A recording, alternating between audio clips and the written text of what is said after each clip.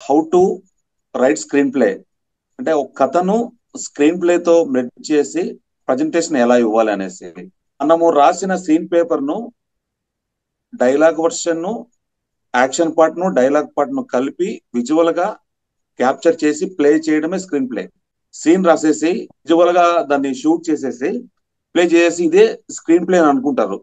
But bore కొట్టించకుండా convenient గా presentation ఇవ్వడమే screen play. Beginning ఉంటుంది, ఒక ఇంటర్వెల్ ఉంటుంది, ఒక క్లైమాక్స్ ఉంటుంది. కరెక్ట్ గా ఎమోషన్ మిస్ అవ్వకుండా క్యారీ చేయడమే స్క్రీన్ ప్లే. అలాగే కొన్ని బంచ్ ఆఫ్ సీన్స్ ను కలిపితే ఒక సీక్వెన్స్ అంటారు. అంటే సీక్వెన్స్ ను దృష్టిలో పెట్టుకొని సీన్ ను కరెక్ట్ గా కన్వే చేసుకుంటా వెళితేనే ఆ స్క్రీన్ ప్లే అనేది క్యాచీగా కన్వే అవుతుంది. సీన్ షూట్ చేసేటప్పుడు మన ఆ సీక్వెన్స్ దృష్టిలో పెట్టుకుని అండ్ ఎక్కడ స్టార్ట్ అవుతుంది, ఎక్కడ ఎండ్ అవుతుంది, ఆ జర్నీ అనేది చాలా ఇంపార్టెంట్. ఎమోషన్ కి ఒక స్క్రీన్ ప్లే ఉంటుంది, కామెడీకి ఒక స్క్రీన్ ప్లే ఉంటుంది, డ్రామాకి ఒక స్క్రీన్ ప్లే ఉంటుంది, సాంగ్స్ కి ఒక స్క్రీన్ ప్లే ఉంటుంది. ఇలా అంటే కంటెంట్ ను బట్టి స్క్రీన్ ప్లే ఆర్డర్ చేంజ్ అవుతూ ఉంటుంది. అంటే మనకు కన్వీనియంట్ కంటే డైరెక్టర్ చాయిస్ అది. కొన్ని సినిమాలు చూసి యాక్షన్ పార్ట్ బాగుంది, ఆర్టిస్టుల యాక్టింగ్ బాగుంది, విజువల్స్ బాగున్నాయి, డైరెక్షన్ బాగుంది అని ఒక్కొక్క క్రాఫ్ట్ గురించి ఎక్స్ప్లెయిన్ చేస్తారు. కానీ డైరెక్టర్ కొన్ని విషయాలు డెలివరీ ఇవ్వలేకపోతున్నాడు. ఇవన్నీ ఎందుకు మిస్ మ్యాచ్ అవుతున్నాయి అంటే కరెక్ట్ టెక్నీషియన్స్ కుదిరినా స్క్రీన్ ప్లే కుదరకపోతే కంటెంట్ అనేది జనాలు యాక్సెప్ట్ చేయరు, ఇంట్రెస్టింగ్ గా ఉండదు. ఎడిట్ రూమ్ లో టైం లైన్ మీద అన్ని లేయర్స్ ఉంటాయి, కానీ స్క్రీన్ ప్లే కంటూ లేయర్ కనిపించదు. అది మన పేపర్ మీద మన మైండ్ లో ఉంటుంది.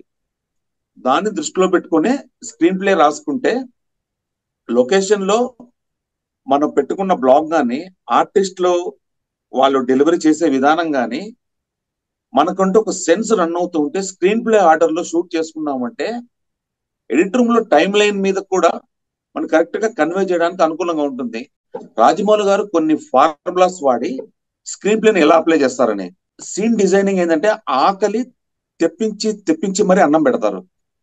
అప్పుడే ఆకలికి ఆ అన్నానికి విలువ. థియేటర్ లో కూర్చున్న ఆడియన్ కృష్ణుడు, సిల్వర్ స్క్రీన్ వచ్చేసి అర్జునుడు.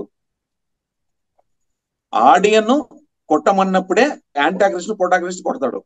అంటే అర్జునుడికి కృష్ణుడు ఆదేశిస్తాడు పలానా టైంలో కొట్టు అని, అదే టైంలోనే కొడతాడనమాట. అలాగే రాజమౌళి గారు ఫుడ్ కు సంబంధించిన సీన్స్ చేసేటప్పుడు వైట్ షర్ట్స్ ఎక్కువ వాడతాడు, టైట్ క్లోజులు వాడు. క్లోజ్ వాడతాడు కానీ టైట్ క్లోజ్ ఎందుకు? ఫుడ్ ని ఎప్పుడైతే హైలైట్ చేస్తామో ఆడియన్ అటెన్షన్ మిస్ అయిపోయి క్యాంటీన్ వైపు వెళ్తుంది.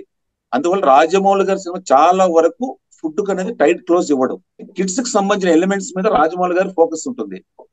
కిడ్స్ కు సంబంధించిన ఎలిమెంట్స్ ఎందుకంటే చిన్న పిల్లలకు కనెక్ట్ అయింది అనుకోండి సీన్, వాళ్ళ ఫ్యామిలీని మొత్తం వాళ్ళు డిస్టర్బ్ చేసి థియేటర్ తీసుకెళ్లిపోతారు.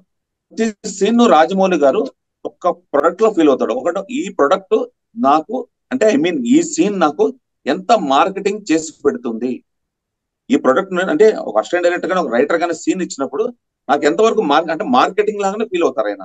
మర్యాద రామన్న సినిమాలో టైటిల్ లోనే మనకు ఆ సైకిల్ తో ఇంటి గడపను డిజైన్ చేసి చూపిస్తారు. అంటే ఈ రెండింటిని నడిచేసి ఒక కథ చెప్పబోతున్నాను అని.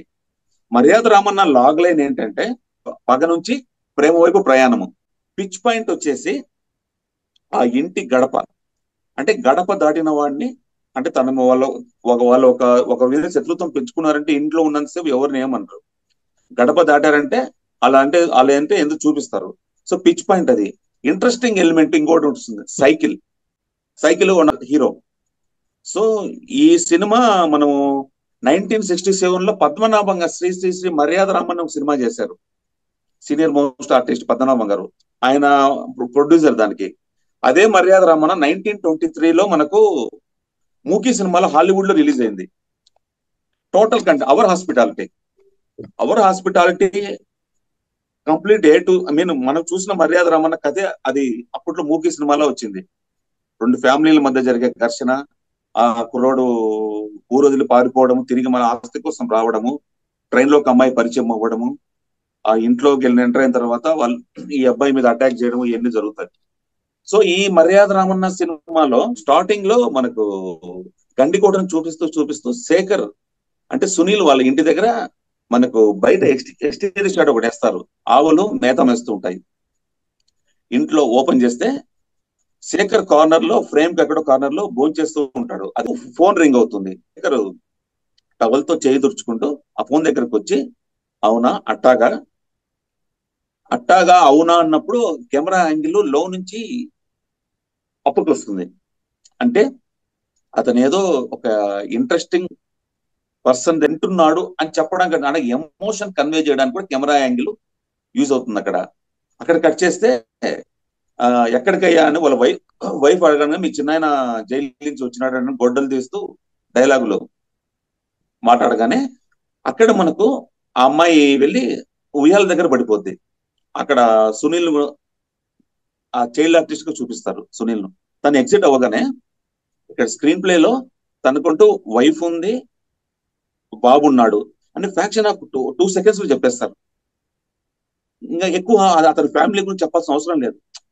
అంటే స్క్రీన్ ప్లేని ఇంత షార్ట్ పీరియడ్ లో ఒక ఫ్యామిలీ ఎమోషన్, ఒక ఫ్యామిలీ మెంబర్స్ ను, కథకు సంబంధించిన ఎమోషన్ మిస్ అవ్వకుండా అన్ని కన్వే అయ్యాయి మనకు. ఫ్యాక్షన్ హాఫ్ మనకు ఒక 1 minute బిలో. 28 సంవత్సరాల తర్వాత అని కథ ఓపెన్ అవుతుంది. సునీల్ హైదరాబాద్ లో ఆ గోల్ లో తను వెళ్ళి సైకిల్ మీద తొక్కడము, ఆ రవితేజ క్యారెక్టర్ చూపించడము, ఆ సాంగ్ అయిపోవడము. ఆ తర్వాత తన ఇంటికి వచ్చినప్పుడు సుబ్రాయ్ శర్మ ఇంటి దగ్గర ఉంటాడు. ఇంట్లోకి వచ్చి వాళ్ళ అమ్మ నాన్న ఫోటో వెనకాల డబ్బులు ఉంటాయి, డబ్బులు తీసుకొని కౌంట్ చేసుకుంటూ ఉంటాడు. తన పేదరికాన్ని విజువల్ గా చెప్పేస్తాం అక్కడ. ఏంట్రా సావుకారి వెళ్ళిపోమన్నాడంట్రా అనగానే సునీల్ కు ఆ సుబ్రాయ్ శర్మకు ఎన్ని ఏళ్ల రిలేషన్ ఉంది అనేది స్క్రీన్ ప్లే మనకు తెలిసిపోతా ఉంటుంది. ఆ చిన్నప్పటి నుంచి ఈడాడికి పరిచయం అవ్వాలి, మనకు చెప్పాల్సిన అవసరం లేదు. స్క్రీన్ కు ఇంత షార్ట్ గానే వచ్చి సౌకర్యాలు వెళ్ళిపోమన్నాడరా అని చెప్పేస్తే కొన్ని డైలాగులు మాట్లాడితే ఇంట్లోంచి ఎగ్జిట్ అవుతారు. ఎందుకు ఎగ్జిట్ అవుతున్నారు అంటే, పోస్ట్ మ్యాన్ రాబోతున్నాడు, కొరియర్ ఇవ్వబోతున్నాడు అని చెప్పడం కోసం. పోస్ట్ మ్యాన్ వచ్చాడు, ఆ కొరియర్ ఇచ్చాడు. ఆ కొరియర్ చూసి తను సోన్సో లొకేషన్కి వెళ్ళాలి గండికోటకు అని చెప్పగానే అక్కడి నుంచి Sunil conversation, Subrai Sharma conversation camera back వస్తూ ఆ ఫ్రేమ్ లో వాళ్ళ అమ్మ నాన్న ఫోటోని చూపిస్తూ నెక్స్ట్ ప్లే కు కనెక్ట్ చేస్తారంటే, ఈ ఫ్యామిలీకి ఆ ఫ్యామిలీకి కాన్ఫ్లిక్ట్ ఒకటి ఉంది అని చెప్పడం కోసం నెక్స్ట్ ప్లే వచ్చేసి వాళ్ళు ఆ స్టెప్స్ మీద తండ్రి కొడుకులు నిల్చొని ఉంటారు. ఎవరు మల్లసూరి, రామనీయుడు. బైరెడ్డి వచ్చేసి నాన్న వాళ్ళు వస్తున్నారు అనగానే మనకి ఇక్కడ స్క్రీన్ ప్లే చిన్న నాట్ వేస్తారు, హైడ్ చేయడం. నాట్ ఏంటంటే సునీల్ వస్తున్నాడని వీళ్ళకి ఇదే ఇన్ఫర్మేషన్. సునీల్ కే వీళ్ళు కొరియర్ చేశారా, సునీల్ వస్తున్నాడు ఆ నేసేద్దాము అనేది ఉండదు. వాళ్ళు వస్తున్నారు అనేది రానిరా, మన మర్యాదలు ఏ లోటుపాటు రాకూడదు అని ఆ స్టెప్స్ డౌన్ అవుతుంటే ఒక సన్ రైజ్ వేవ్స్ ఉంటాయి బ్యాక్గ్రౌండ్ లో. అంటే ఇది కథ ఎన్ని గంటలకు జరుగుతుంది అనేది ఆ ఫ్రేమ్ లోనే మనకు తెలిసిపోతూ ఉంటుంది. అంటే ఆ సన్ రైజ్ వేవ్స్ అంటే మార్నింగ్ 3 నాన్సి. ఇది కూడా screen play one of the part.